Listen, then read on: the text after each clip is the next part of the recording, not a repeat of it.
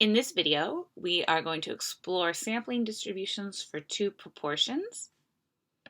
In December 2019, researchers at YouGov, an international research, data, and analytics group headquartered in London, polled a random sample of likely Democratic voters about candidates in the presidential primary. You can see the clipping from their report here on the left with some graphs of how they separated the voters by gender and by ethnicity. And you can see that the data is collected December 7th to 10th, 2019. The random sample included 500 Democratic voting adults over the age of 18 from across the U.S. Those adults were surveyed about whether the primary candidates reflect the party well. The question asked was, how well do you think the current candidates in the Democratic presidential primary reflect the Democratic Party? From the bar graph, we observe differences in the proportion of very well or somewhat well responses between the men and the women surveyed. We wonder whether or not the differences in proportions between the two groups is significant, and we can use those statistics to investigate. So we are looking at the bar graph data for the men and the women, and we see that the proportions there appear to be a bit different. It looks like men are 80% very well or somewhat well responses, and women are about 76%. So we're wondering, is that a significant difference, or is it just due to chance and variation in a random sample? So let's begin our investigation with sampling distributions for the two proportions. Recall that a sampling distribution is a probability model that describes the long-run behavior of proportions from random samples. We can construct a sampling distribution using computer software to imitate taking many random samples to imitate chance behavior. So here's our poll question that folks were asked. How well do you think the current candidates in the Democratic presidential primary reflect the Democratic Party? And then here's our table of responses. So we see there was a different size of total men voters and total women voters surveyed. Together they add up to 500. So we are going to compare the proportion of men who responded very well or somewhat well to the proportion of women who responded very well or somewhat well. So what we are going to label as a success in our statistics language is this response in the first column, very well or somewhat well, because that's what we're counting out of the total. So in StatCrunch, we are going to go into Applets, resampling, randomization, and choose the randomization test for two proportions. Then we're going to choose from summary and enter the data from our two samples here that's given in the table. I'm going to label each sample as men voters and women voters, and then we're going to use a dynamic seed and check compute. There's a screenshot on the next page showing what we're going to be doing. I'm going to go ahead and head into StatCrunch, and you can follow along or watch my StatCrunch video. Click Open StatCrunch to open a new StatCrunch. We are not using a data file here because we have the summary data from the study. Go to Applets, Resampling, and choose the third option, Randomization Test for two proportions. We are not using data from a table. We're using the summary data given to us in the study. So scroll down to the From Summary choice and select that bubble. I'm going to put men voters as the first sample and female voters or women voters as the second sample. You could do it in the opposite order if you like. So sample 1 for me is going to be 192 out of 240 of the men voters. So these are the folks who responded very well to the question, how well do Democratic primary candidates reflect party? And then sample 2 will be our counts for the women voters from this study. So that's 198 who responded very well out of 260 women surveyed. So we'll label this as women voters. We can scroll down and also give a title to our graph. So I'm going to label this as how well do Democratic primary candidates reflect the party?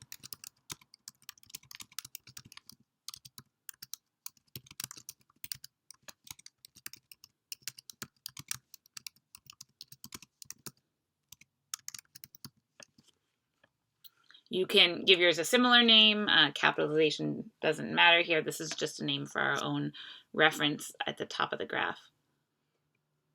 We are going to leave this at use a dynamic seed. That gives each of us our own random simulation at our own computers. If I did this simulation again, I'm going to get slightly different results because the computer is randomizing. We would choose fixed seed if we all wanted to see the same random simulation at the same time.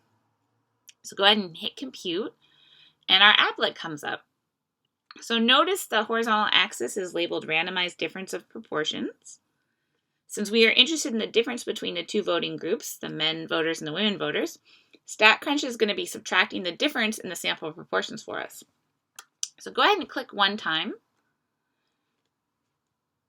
We see a list of randomly generated data. It's a mix of zeros and ones because they're counting ones as successes and zeros as values that were not successful outside what we saw as our difference. And so they did the sample proportions, subtracted the difference, and that difference is this gray bar we see plotted here. So in this simulation, the gray bar is a little bit below 0. We could click one time again, and we see another random simulation, and that difference is plotted also. The software simulation is taking a random sample of very well and not very well responses from groups of the same size. So those sizes are n equals 240 for men voters and n equals 260 sample size for female or women voters.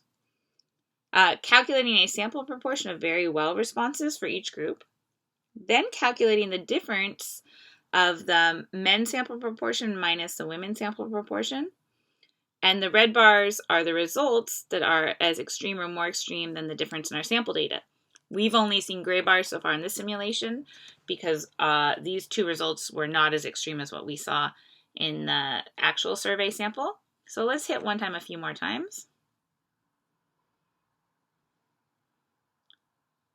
And another gray bar. Let's see, if we do it enough, we may hope to see some differences that are as extreme as our values and might end up in the red. You can pause and check out the individual results. So see here we've gotten a red bar, so that's an instance where the difference in those two proportions was further out than the difference we saw in our sample data. So let's click 5 times, a few times more. And every time you do your simulation, you might see slightly different results. So we want to notice what we see here, going through our simulation. So here, it looks to me like the green triangle, the center, is close to 0, but it's a little bit off. And then the shape, I could say it's close to normal, but it definitely looks more spread out than a normal distribution. And then just trying to give a rough estimate of the spread, I might say something like negative 0.08 to positive 0.08, depending on the sample I'm looking at. You can see those notes in our PDF solution over here. You might see a slightly different spread every time you do a new simulation. Your shape might not look quite as normal as this last distribution we did, but overall, we should get a center close to 0 and a kind of stretched out shape here. So now we're going to click 1,000 times to see what our simulation would look like if we did this 1,000 times. And it looks really close to normal. You could click 1,000 times again if you want to double check. So notice our center, the green triangle here, is very, very close to 0. The shape is definitely normal. There's no skew. And I estimated here the spread is about negative 0.12 to positive 0.12 roughly. So these are the notes that I reported in the PDF here. So here are some notes about the randomized difference of proportions when you're subtracting two proportions. And you can see this if you click the info button in StatCrunch as well. Performing a randomization test between the two variables to determine if the difference in proportion is likely to be found by random chance. So that's what we're doing, is we're checking to see, could this difference that we saw in our survey be due to random chance, or is it a significant difference? So that table we're seeing above the graph is accumulating the results for the randomizations we go back to StatCrunch, here's our table. So they're counting all the red bars. So every count in red is a value that was as extreme or more extreme as what we saw in our sample data from the actual survey. So the red bars on the graph meet the criteria of that statement, which is what we saw in our survey. You can select a data set on the left to inspect its values and corresponding parameter estimates. So if you are in StatCrunch and you want to click on maybe the 2008 data set we did, it shows you the data results and the randomized differences between the men voters and the women voters.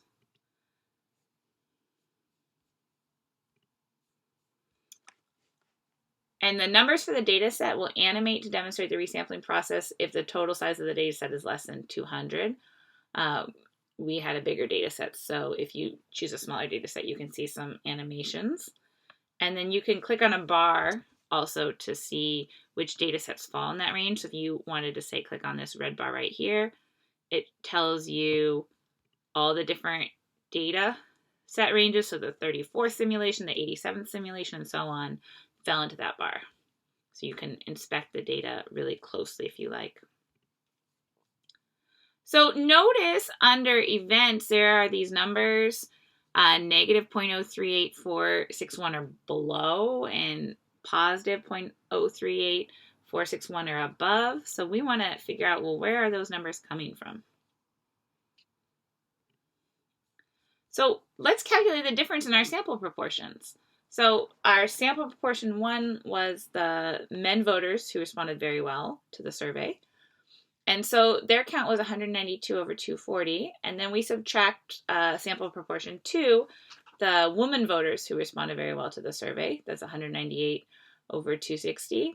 And when we subtract, we get 0.038461 there. So that's where this value is coming from. They're checking to see are the results from the random simulation as extreme as our results or not?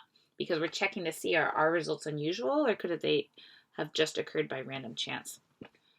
So you're going to use the blank table to record your values. Here are values in the top table from when I did a simulation. If you look at my current screenshot values, they are close to that. They're a little bit higher when I add up the red area, 0.33.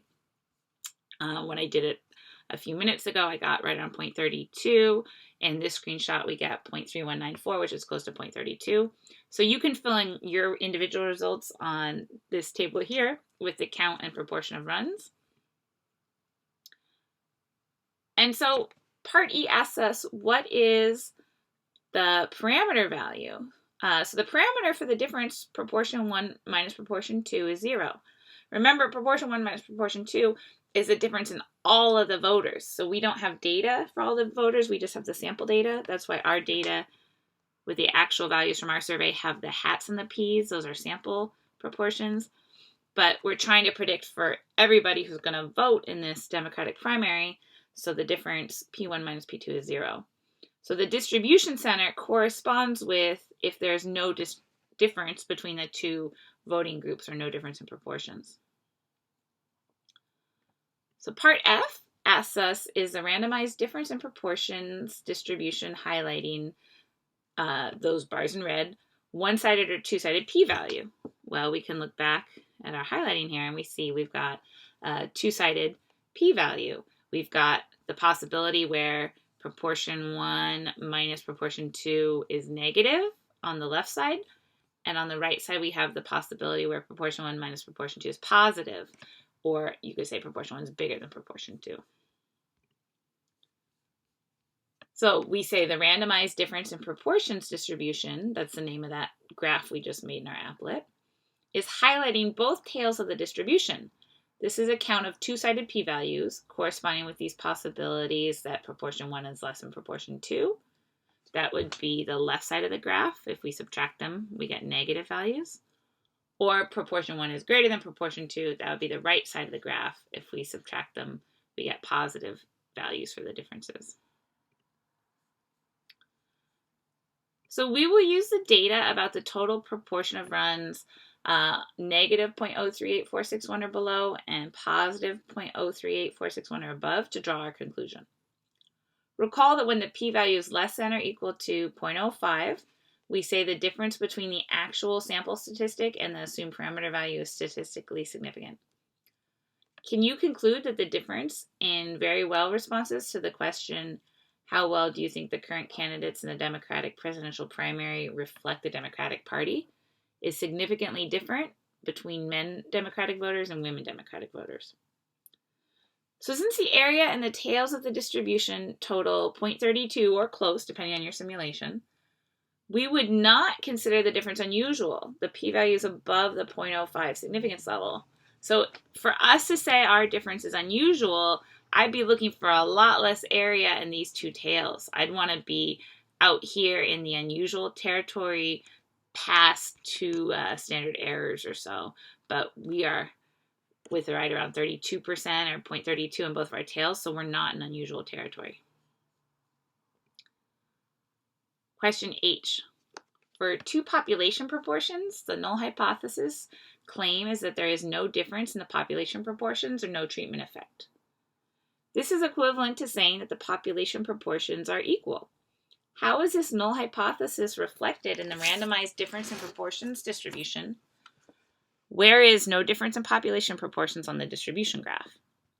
So the null hypothesis is written as proportion 1 equals proportion 2, or you might say proportion 1 minus proportion 2 equals 0, no difference. So whether we say the two proportions are equal or whether we say subtracting the proportions gives you 0, that's the same statement. The center of the distribution is at 0, and that is since we assume the null hypothesis is true by default. So when you look at our distribution here from our simulation, our center here marked by our green triangle is right there at 0 or very, very close. In the next example, we are going to see how to set up a hypothesis test and use formulas instead of a simulation to see if there's a difference or not in these proportions.